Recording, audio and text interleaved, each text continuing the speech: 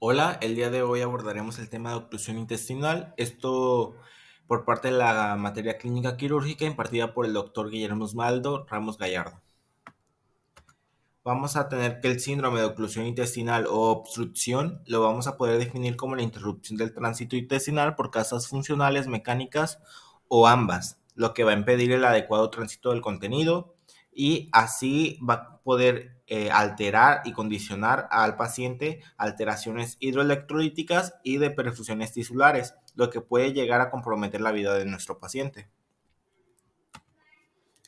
Dentro de la epidemiología tenemos que esta es la causa más importante de morbimortalidad y de mayor ingreso hospitalarios por dolor abdominal agudo, en donde el 20% de los casos van a requerir atención quirúrgica y dentro de lo que es el servicio de urgencias, los procedimientos abdominales médico-quirúrgicos van a ser los más frecuentes. 16% de estos van a ser cirugías de urgencias. En el 60% tiene una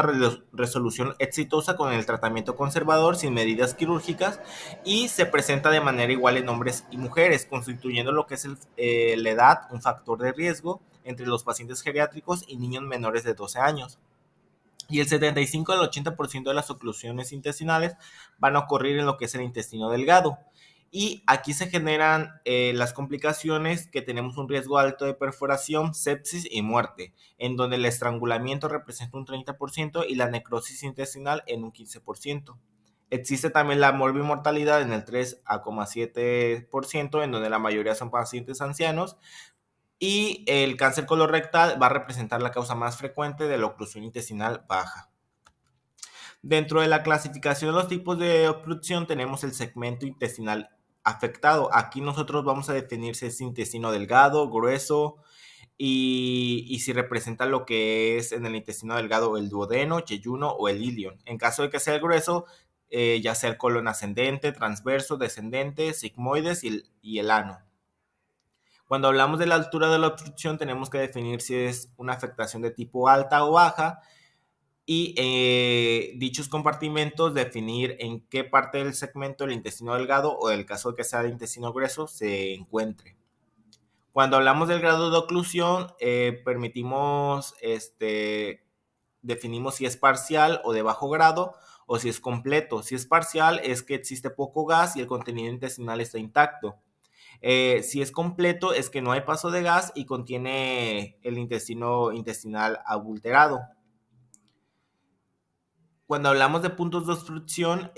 vemos si es simple o si se encuentra en asa cerrada. En el simple, el intestino va a ser ocluido por solamente un punto, mientras que en asa cerrada van a ser ambas porciones del intestino, ya sea la forma aferente y eferente, y van a estar ocluidas por una banda constrictiva.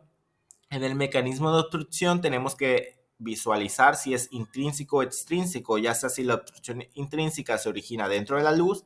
o extrínseca que por tracción o una comprensión fuera de la pared intestinal, ya sea como por adherencias, hernias, entre otras. Y tenemos también que evaluar si es original. Cuando nos referimos a original o funcional es que hay parálisis total.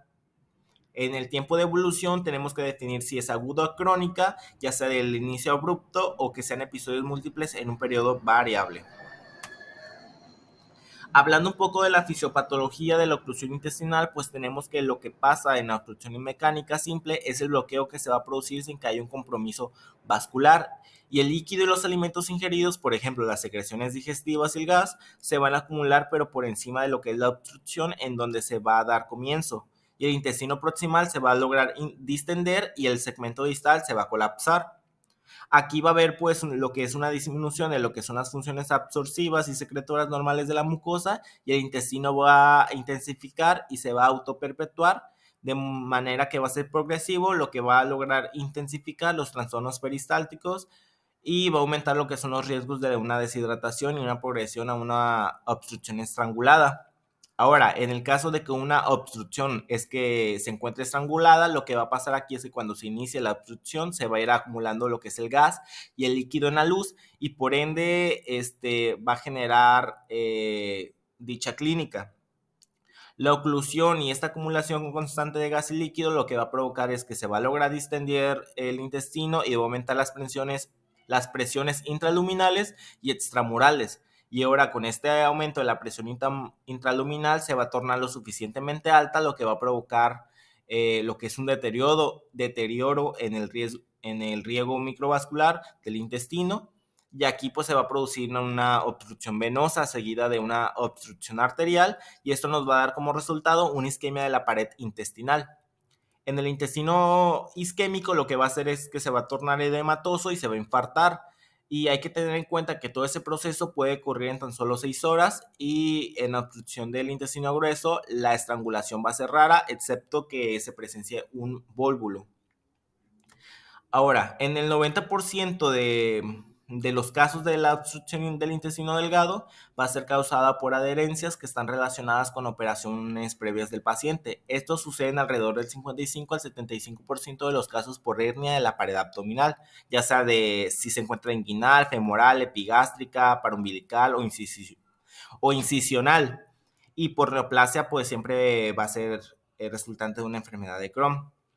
La obstrucción del intestino grueso pues va a ser provocada por un cáncer de colon en un 60%, el vólvulo de enfermedad diverticular en un 30%, y van a existir otras causas que por ejemplo la carcinomatosis, endometriosis, etcétera.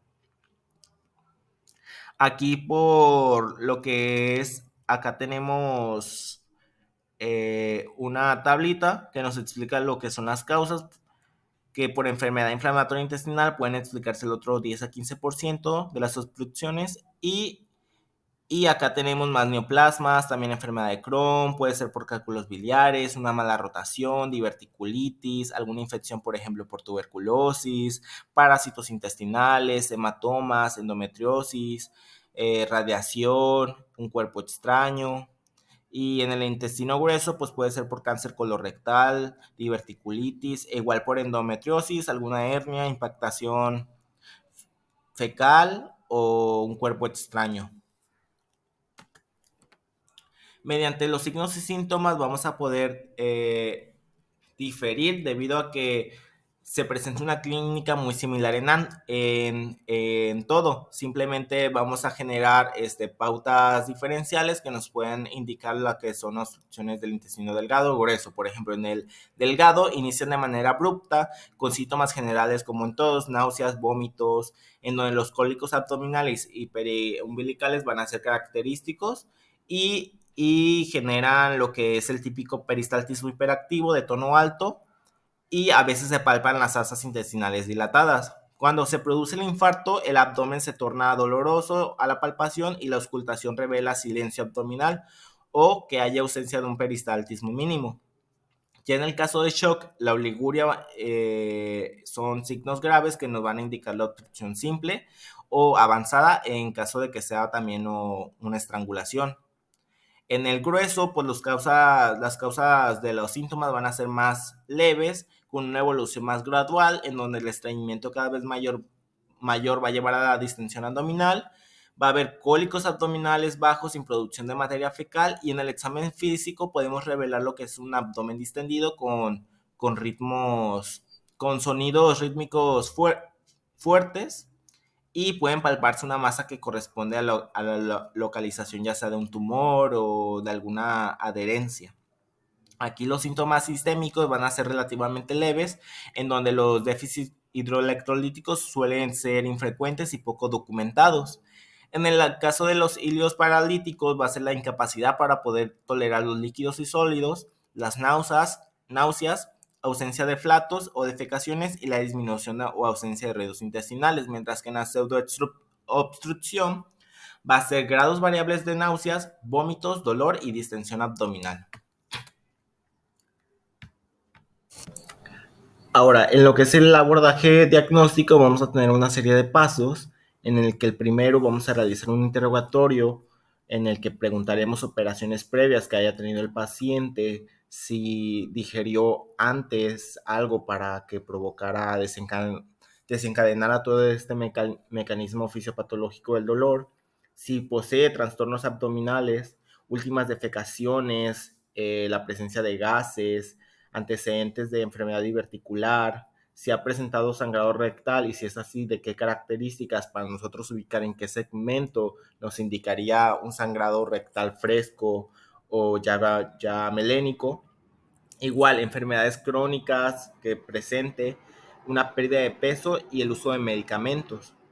En el examen físico tenemos que evaluar si hay distensión, un dolor al rebote de la palpación, si hay sensibilidad dolorosa localizada o si hay referida, peristaltismo que se encuentre visible o que haya una ausencia de ruido que nos indique una obstrucción paralítica o ruidos hiperactivos que nos indique una obstrucción mecánica. Y la toma de signos vitales para descartar la entrada de un shock. En el abordaje por laboratoriales, vamos a pedir una biometría hemática en donde una leucocitosis con desviación a la izquierda, la elevación del lactato y de proteína C reactiva nos indica la presencia de peritonitis o una isquemia intestinal. También pedir lo que es creatinina, electrolíticos, electrolitos, perfil de coagulación y una procalcitonina sérica, que es un indicador inflamatorio. Ahora, en la evaluación diagnóstica vamos a tener que aquí el diagnóstico por imágenes va a ser un aspecto esencial en el manejo moderno de la obstrucción. Y las imágenes lo que van a hacer es que nos van a ayudar a responder una variedad de preguntas que van a ser claves en pacientes que se les sospeche de un síndrome obstructivo intestinal, y esas preguntas que nos vamos a realizar al momento de nosotros ver las imágenes es si hay una obstrucción presente y si sí la hay, en qué nivel está, cuál es la causa de la obstrucción y si hay una obstrucción severa o complicada. Empezando con lo que es la radiografía simple de abdomen, ya sea que esta va a ser el estudio radiológico de primer nivel, y aquí la ausencia relativa de gas rectal distal y la descompresión del color distal va a ser una característica muy frecuente de la pseudoobstrucción crónica y puede confundirse fácilmente con una obstrucción mecánica. En lo que es la radiografía simple, entonces, de manera similar, el hilio paralítico también puede aparecer sin evidencia radiográfica de una dilatación colónica y pudiendo simular, pues, una constricción del intestino grueso. Aquí en lo que es la imagen 1 se proporciona lo que son signos radiográficos de una obstrucción del intestino delgado grueso y o sea, lo que vamos a ver aquí es que aquí en la obstrucción del intestino delgado, ya sea cuando el paciente está en supino prono, se va a mostrar pues una dilatación mayor a 2,5 centímetros, una escasez de gas colorectal, va a haber signo de estiramiento de abdomen sin gas y así como también un estómago dilatado. Y cuando el paciente esté de pie o en decúbito, lo que vamos a ver van a ser múltiples niveles hidroaéreos, un nivel hidroaéreo mayor a 2,5 centímetros de ancho. Igual niveles hidroaéreos en el mismo asa del intestino con alturas desiguales y pues una señal de hilo de cuentas, que es lo que se miran como signos. En el caso de la obstrucción del intestino grueso se va a presentar pues que esté dilatado mayor a 6 centímetros o el ciego mayor a 9 centímetros y va a haber también una escasez de gas rectal y va a haber mayor o menor dilatación del intestino delgado pues según la duración o la presencia que se encuentre de la asa cerrada. Para la tomografía computarizada, pues vamos a tener que su precisión para el diagnóstico de las obstrucciones del intestino va a ser superior al 95%. Aquí los criterios para sospechas de este diagnóstico sindromático del intestino delgado fueron publicados por el American College of Radiology, que van a establecer que son las imágenes iniciales del paciente con el que se va a tener sospecha de la obstrucción para la tomografía computarizada del abdomen y de la pelvis, que va a ser generalmente lo apropiado, y en las radiografías simples, pues también va a ser apropiados, pero va a ser el principal hallazgo diagnóstico. Aquí la obstrucción intestinal en la tomografía va a ser la dilatación próxima con descompresión distal y se va a considerar que la dilatación intestinal en la tomografía computarizada va a estar presente cuando el diámetro del intestino delgado sea mayor a 2,5 centímetros y el diámetro del colon mayor a 6 centímetros. Hay muchas etiologías que son adhesivas de la oclusión intestinal, cuando hablamos del intestino delgado, que también pueden estar identificables en este estudio, como por ejemplo una hernia, ya sea externa o interna, masas en el intestino delgado, cálculos biliares, una estenosis o un vólvulo del intestino delgado. Aquí una obstrucción de la asa cerrada pues en ese estudio también va a ser particularmente útil evaluar la gravedad de la obstrucción. Y bueno, pues aquí en estas imágenes, en A1, vamos a tener que una tomografía con un contraste intravenoso que lo que nos demuestra es el punto de transición, que ahí en la flecha, en el abdomen medio, se encuentra una disminución suave o a una obstrucción adhesiva del intestino delgado en posoperatorio. En imagen 2, pues lo que tenemos es una tomografía axial que muestra una intercepción colónica, que es con un signo de la diana, que es donde se marca la flechita. En el caso de lo que son las imágenes de contraste o la fluoroscopía, pues vamos a tener que el enema de contraste hidrosoluble, las indicaciones para este estudio van a ser que la evaluación de los casos equívocos de las obstrucciones nos puedan ayudar a distinguir la oclusión, o sea, el sitio de la oclusión. Aquí, así como la evaluación de cualquier caso equívoco del volvulo colónico. Si es posible, la identificación de la causa específica de la obstrucción del intestino grueso con este estudio,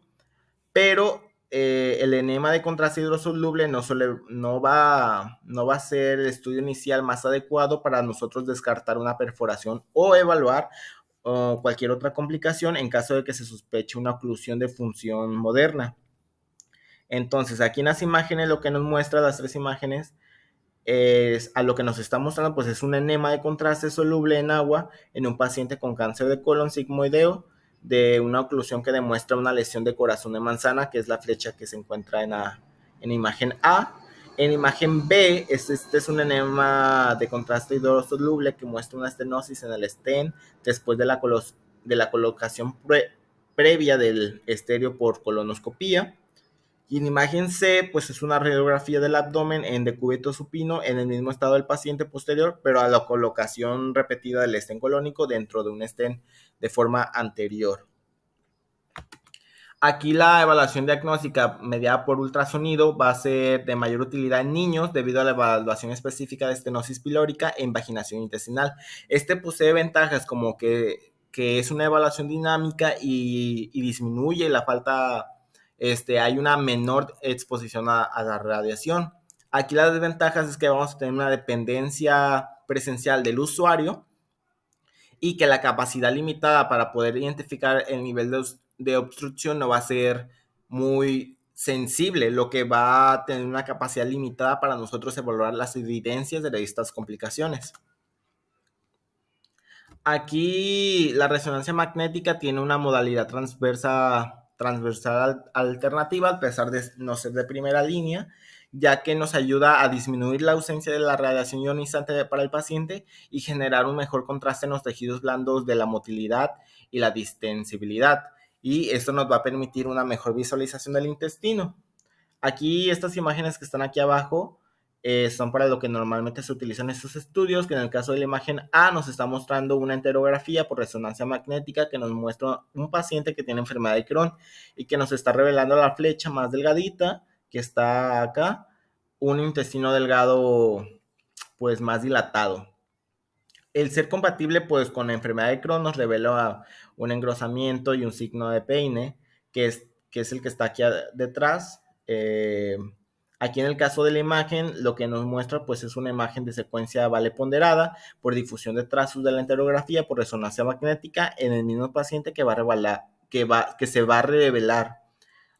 Y pues bueno, el que se va a revelar, pues una intensidad de señal